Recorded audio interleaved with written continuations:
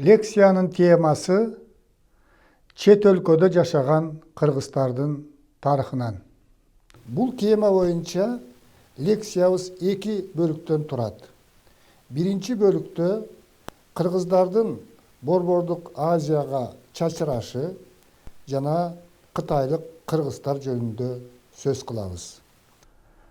Өткөн сабактарда белгилегендей, кыргыздардын тарыхы, кыргыз аталышы биздин эрага чейинки 3-чү кылымдан бери белгилүү. Ошол узак убакыттын мезгилинде кыргыздар кеңири мейкиндикти Борбордук Азиядагы ушул Чыгыш Түркүстандан баштап азыркы Тянь-Шань жергесинен тоолорунан Енисейге чейинки кеңири аймакты мекендеп көчмөн турмушта жашап келген эл болгон. Мурдагы темаларда айткандай, кыргыздар биздин заманга чейинки 1-чи кылымдын аягында айрым окумуштуулардын пикири боюнча биздин замандын 3-чү кылымында ушул Борбордук Азиядан экиге бөлүнүп, бир бөлүгү азыркы Кыргызстандын аймагын, Чыгыш Түркүстанды, Фергананы ээлеп, ал эми экинчи бөлүгү Алтайга, андан ары Енисейге журт которуп, экиге бөлүнүп кеткен. Бирок кыргыздардын эки бөлүгүнүн ортосунда эч убакта байланыш үзүлгөн эмес. Тарыхый маалыматтар боюнча Енисейдеги кыргыздарды Россия империясы 18-чи кылымдын башында биротоло баш ийдирип алгандан кийин гана Енисейлик кыргыздар менен Тянь-Шандык кыргыздардын ортосундагы байланыш үзгүлтүккө учураган. Кыргыздар ушул Тянь-Шанды, Кыргызстандын азыркы территориясын, Фергананы, Чыгыш Түркүстанды ээлеп турган 15-16 кылымдардан баштап азыркы Кыргызстандын аймагы, кыргыздардын негизги чордону жашаган мейкиндик Кыргызстан деген өзүнүн туруктуу атына ээ болгон. Кыргыздар ошол байыркы доордо, орто кылымдарда Борбордук Азиядагы эң кеңири мейкиндикти болжол менен алганда аралыгы 3000 чакырым аралыкты ээлеп турган кыргыздар биз жана жогоруда айткандай экиге бөлүнүп жашап калган. Кийинчерээк мамлекеттик чек аралар такталган учурда ушул Борбордук Азиянда жашап аткан элдер мамлекеттерге бөлүнгөн мезгилде бул процесс 19-чу кылымдын ортосу 80-90-чу жылдарга чейин жүрүп, андан кийин Совет доорунда дагы такталган. Ушуга байланыштуу кыргыздар ар кайсы мамлекеттердин курамында бөлүнүп жашап калган. Мына ушуга байланыштуу азыркы мезгилде кыргыздардын негизги чордону, негизи бул өзүнүн мамлекети Кыргызстанда жашашат. Ал эми жанагы чек араларды бөлүүнүн натыйжасында көпчүлүк учурда объективдүү бөлүнбөй, субъективдүү чечимдердин аркасында бөлүнүп калышынын натыйжасында кыргыздар ушул Орто Азияда, Борбордук Азияда ушул бөлүндүү болуп жашап калган. Ошондуктан бул тема боюнча биз кыргыздарды экиге бөлүп окуйбуз. Биринчиси бул жакынкы чет өлкөдө жашаган кыргыздар, тагыраак айтканда мурда бир мамлекетке кирип, мурдакы Советтер Союзунун курамындагы азыркы өз алдынча мамлекеттердин курамында жашап аткан кыргыздардын тарыхы жөнүндө сөз болот. Анан алыскы чет өлкөдө жашаган кыргыздар бул Советтер Союзунан тышкаркы коңшу мамлекеттерде, ал тургай алыскы мамлекеттерде жашап аткан кыргыздар жөнүндө сөз болмокчу. Birinci кезекте Кыргыздардын көпчүлүк бөлүгү, салыштырмалуу көп бөлүгү, тагыраак айтканда акыркы маалыматтар боюнча 190 миң кыргыз жашап аткан. Бул Кытай эл республикасындагы азыркы мезгилде ушул кытайлык кыргыздар деген ат менен, аталыш менен белгилүү болгон кыргыздар жөнүндө айтабыз. Эмне үчүн кыргыздар Кытай мамлекетинин курамында жашап калды? Биз сабак өткөндө белгилүү болгондой, ушул суроого студенттердин көпчүлүгү бу Кытай жергесине кыргыздар 1916 жылдагы улуттук боштондук күрөш жеңилип калгандан кийин улуу үркүндө ошол жака качып барган. Ошолорду биз кытайлык кыргыздар деп коебуз деп туура эмес түшүнүктө болгондугун көрөбүз. Чындыгында тарыхый маалыматтар боюнча кыргыздар Чыгыш Түркүстанды эң байыркы доордон баштап эле мекендеген.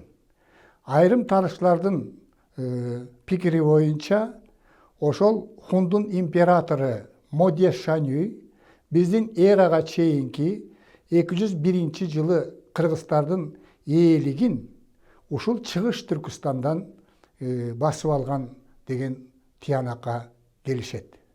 Кандай болгон күндө дагы археологиялык маалыматтар боюнча, тарыхый маалыматтар боюнча, дүйнөлүк саякатчылардын жазып калтыргандары боюнча Чыгыш Түркүстанды кыргыздар байыркы доордо эле мекендеген. Кыргыздын руханий байлыгынын жетишкендигинин туу чокусу болгон Манас эпосунда дагы ошол кыргыздар байыркы доордо эле Чыгыш Түркүстанды мекендеп тургандыгы баяндалат. Ал тургай азыркы мезгилде Чыгыш Түркүстанда Манас шаары, Манас суусу, ошол Манастын эпосундагы негизги каармандардын ошол коюлган жайлары, күмбөздөрү ушул Чыгыш Түркүстанда жайгашкан деген дагы маалыматтар бар. Демек, Чыгыш Түркүстан азыркы кыргыздар жашап аткан, Кытайда жашап аткан кыргыздар эң байыркы доордон баштап эле, кыргыз аты тарыхта калгандан баштап эле кыргыздардын жери болуп эсептелген. Бул Чыгыш Түркүстанды 1750 жылдардын аягында кытайлыктар басып алууга аракет кылган. Бул жерлер өзүңөргө белгилүү, алдыңкы темаларда айтканбыз, Жуңгар хандыгына тиешелүү болуп турган бир мезгилде. Ошол Жуңгар хандыгы талкалангандан кийин бул жерлерди Кытай империясы басып алып, Синьцзян, жаңы чек деп атаган. Бир жагынан Чыгыш Түркүстан эки мамлекеттин, эки чоң империясынын көзү түшкөн, басып алууга аракет кылган чөлкөмү болгон. Бир жагынан Кытай империясы, экинчи жагынан Россия империясы бул чөлкөмдү басып алууга аракет кылган. Биз жогоруда айткандай, биринчи кезекте бул чөлкөмдү Жуңгар хандыгын талкалагандан кийин Кытай империясы басып алган. Мына ошол мезгилде Кытайдын баскынчыларга каршы ошол жерде жашаган түрк тилдүү элдер, анын ичинден мына уйгурлар, казактар, кыргыздар, бөлөк элдер дагы ушул жерде Чыгыш Түркүстанды чет элдик баскынчыларга, өзгөчө кытайлыктарга бастырууга аракет кылып, колдон келишинче каршылыктарды көрсөткөн. Бирок боштондук үчүн күрөшкө кыргыздар дагы активдүү катышкандыгы жөнүндө өзгөчө Кубат би жетектеген кыргыздар ушул Чыгыш Түркүстандагы боштондук үчүн күрөшкө активдүү катышкандыгы жөнүндө. Ошол күрөштө Кубат би кыргыз элинин ошол мезгилдеги 18-кылымдын белгилүү тарыхый инсаны ошол кармашта курман болгон деген маалымат бар. Бирок ушул эки элдин, жергиликтүү элдин, түрк тилинде сүйлөгөн элдердин каршылыгына карабастан, жанагындай күчтүү империя Кытай бул жерди басып алган. Экинчи жагынан Россия империясы дагы ушул жерди өзүнө ээлеп алууга аракет кылган. Ошондуктан эки империянын ортосунда ушул талаш жерди чектөө маселеси боюнча бир топ сүйлөшүүлөр жүргөн.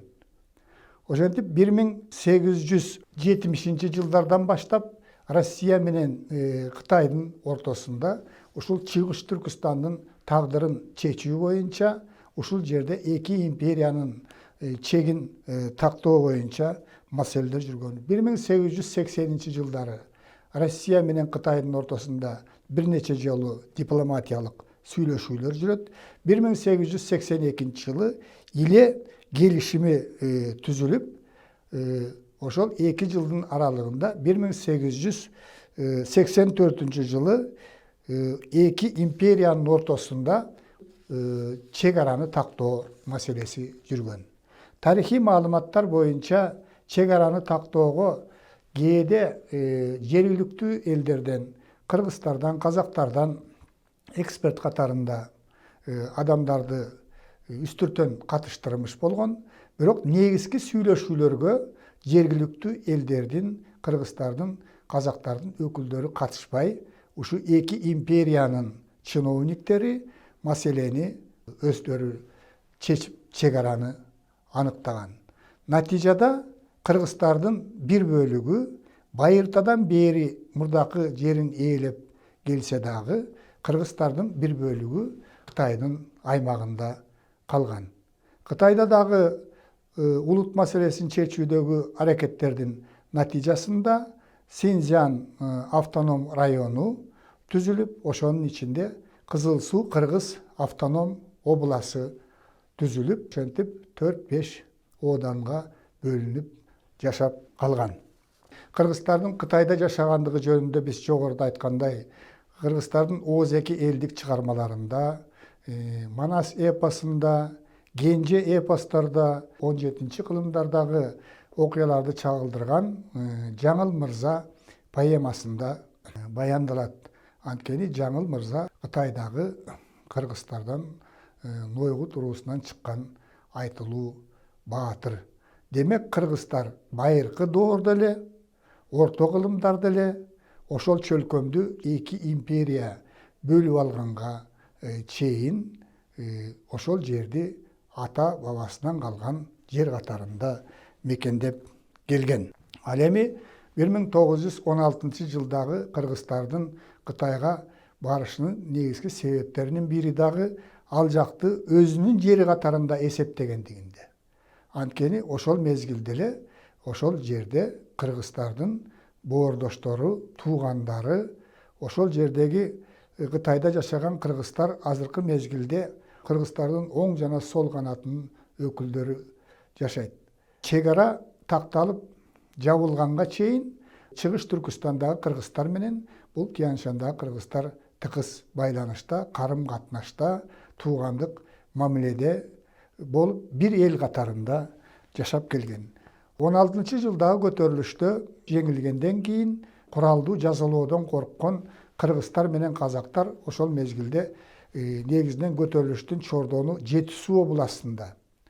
Азыркы мына түндүк Кыргызстан менен, Кыргызстандын түндүгү менен бул Казакстандын бул Алматы областы азыркы мына ушул жерде курч өткөн. Бул Жети Суу областына, Түркүстандын Жети Суу областына кирген.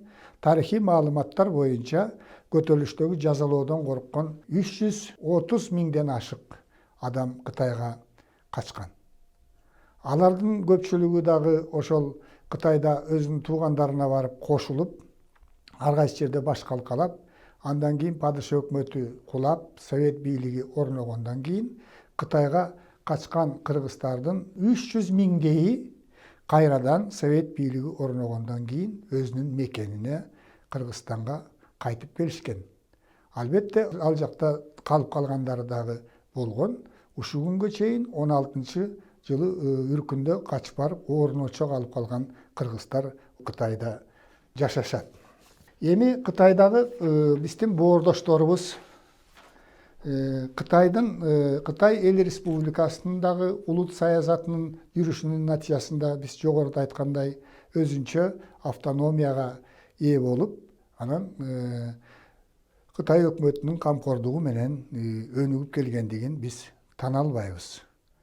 Эгерде Совет доорунун мезгилинде кытайлык кыргыздар жөнүндө бул Совет мамлекетинде жашаган кыргыздардын маалыматы өтө эле аз болгон.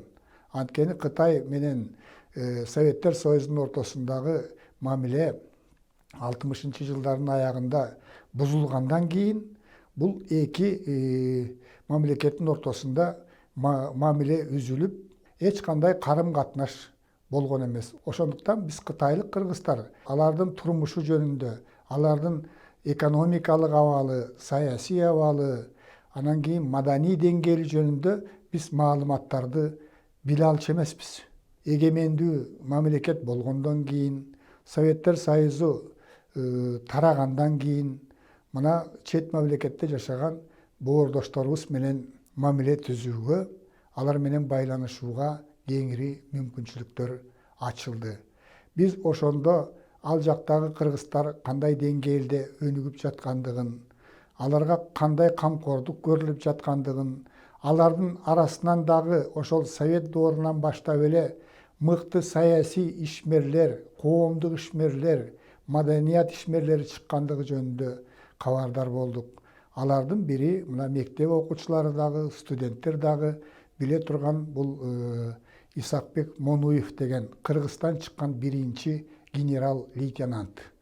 Мына Кыргызстардан чыккан. Ошол Совет бийлигинин мезгилинде ал Кытайда өзү негизи Алай жергесинде туулуп өскөн, ошол жана тап күрөшүнүн жүрүшүндө Кытайда болуп калган. 1944-жылы бул ошол жердеги тап күрөшүнө активдүү катышып, Чыгыш Түркістан Республикасы 1944-жылы 12 ноябрда түзүлүп, анын куралдуу күчтөрүн ушул биздин Исакбек Монуев жетектеген. Тилекке каршы бул Чыгыш Түркістан Республикасы болгону 4 жыл гана жашаган. 1949-жылы ушул Москвага учуп баратып, ушул Чыгыш Түркістан Республикасынын өкмөт мүчөлөрү, алардын катарында Исакбек Монуев дагы авиакатастрофадан каза болгон. Маданияттагы көрүнүктүү ишмер Манас эпосун өркүндөтүүгө өтө чоң салым кошкон. Эгерде биздин Кыргызстанда Манас негизинен Манастын 3 мууну Манас, Семетей, Сейтек, Үчилтик катарында айтылса, бул Манастын 7-8 муунуна чейин айткан Жусуп Мамай деген залкар манасчы. Бул жөнүндөгү маалыматты дагы эгемендүүлүктү алгандан кийин билдик. Кытайлык кыргыздардан чыккан Анбар Байтур жөнүндө сөзсүз түрдө билишибиз керек. Анбар Байтурдун эмгектери дагы эгемендүүлүктүн шартында кыргыз тилине которулуп, 1992-жылы кыргыз тарыхы боюнча лекциялар деген 2 китеби чыгып бизге жетиштүү болду. Азыркы мезгилде кытайлык кыргыздар менен Кыргызстандагы кыргыздардын ортосунда жакшы мамиле түзүлгөн. Экөөнүн ортосунда экономикалык жактан саясий, социалдык, маданий байланыштар күч алууда. Азыркы мезгилде Кытайдагы кыргыздардын бир бөлүгү Тарбагатайда, тагыраак айтканда, Кытай эл республикасынын Синьцзян уйгур автоном районундагы Иле Казак автоном областында жашаган кыргыздар бар. Акыркы маалыматтар боюнча Тарбагатайда жашаган кыргыздардын саны 3000-ге жакын. Булар казактардын арасында жашагандыктан негизинен тили урулуп, казак тилинде сүйлөшүп, домбуранын коштоосунда ырдап калган. Маалыматтар боюнча Бул Тарбагатайда жашаган кыргыздар лама динине сыйынышат. Балдарына кыргызча жана лама динине ылайык эки ат коюу салты бар. Азыркы мезгилде биздин кафедранын аспиранты Нуршат Жумабай ушу Тарбагатайдагы кыргыздардын социалдык маданий турмушу жөнүндө диссертациялык ишин аяктап калды. Массалык маалымат каражаттарында Тибеттин Кытайга караган бийик тоолорунда да кыргыздарга окшогон эл жашайт. Бирок бул эл өздөрүн кыргызбыз деп атабастан аруу эли, күн эли деп аташат.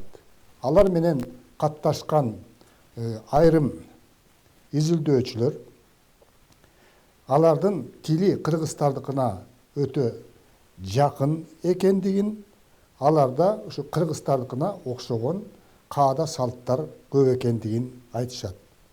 Алар негизинен Тибеттин бийиктиги деңиз деңгээлинен 4000 метр бийиктикте жайгашкан жеринде орун очок алышкан. Тышкы дүйнө менен алар жылына бир гана ирет байланышып, өздөрүнө керектүү товарларды сатып алышат. Бирок булардын кыргыз экендиги илимде так далилденген жок. Бул изилдөөлөрдү талап кылат. Кытайлык кыргыздар жөнүндө сөз кылганда, Манчжуриядагы фүйүүлүк кыргыздар жөнүндө дагы айта кетишибиз керек. Анткени ушу Манчжуриянын Фүйүү уездинде дагы 1000ден ашык кыргыздар жашашат. Окумуштуулардын изилдөөлөрү боюнча бул жана өздөрүнүн айткан маалыматтары боюнча фүйүүлүк кыргыздар негизинен бул жерге Манчжурияга Энисейден көчүп келген. Окумуштуулардын изилдөөсү боюнча бул фүйүүлүк кыргыздар негизинен ошо Энисейдеги кыргыздарга түспөлүү окшош, ак жуумал, көздөрү көк, анан чачтары кызгылт сары болот экен.